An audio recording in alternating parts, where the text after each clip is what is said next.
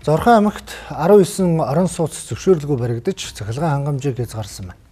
Эдгээрээс 7 барилга зөрчлөө арилгаад эрчим хүчээс сэргээсэн бол 3 барилга шүүхэн шат руу шилжжээ. Мэргэжлийн байгууллагаас иргэдэд орон сууц худалдан авахдаа тухайн компанийн бичиг баримтыг сайтар шалгаж, улсын комиссийн дүгнэлт гарсны дараа орон сууцанд орохыг зөвлөж байна.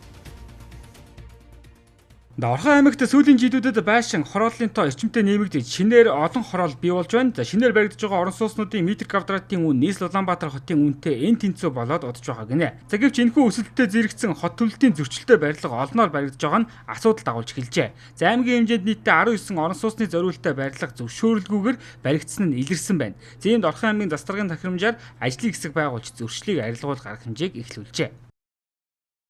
Тухайн барилга байгууламжийг барьж байгаа компаниудыг бол зөрчлөө арилга, хууль нийцүүлж барилга угсралтын үйл ажиллагаагаа явуул, мөн хууль нийцүүлж хот төлөлтийн үйл ажиллагаагаа явуул гэдэг шаардлагыг өгч ажиллаж байна. За үүний үндсэн дээрээс бол одоо эхний байдлаар зөвшөлтсөд хүрээд барилгын ажлын зураг батлуулж эхэлсэн 7 орон сууцны барилгын эрчим хүчийг бол буцааж сэргээж залах үйл ажиллагаа хийж байна. За ирэх жилүүдэд бол бид нар ямар нэгэн барилга угсралтын үйл ажиллагааг эхлүүлэхдээ зөвшөөрлгүй эхлэхгүй байх шаардлага чиглэлийг бол барьж ажиллаж байна. За зөрчлөө арилгаагүй компаниудын цахилгаан эрчим хүчийг хязгаарлаж байгаа бол шаардлагын дагуу зураг төслөө батлуулж эхэлсэн 7 барилгын эрчим хүчийг сэргээсэн байна.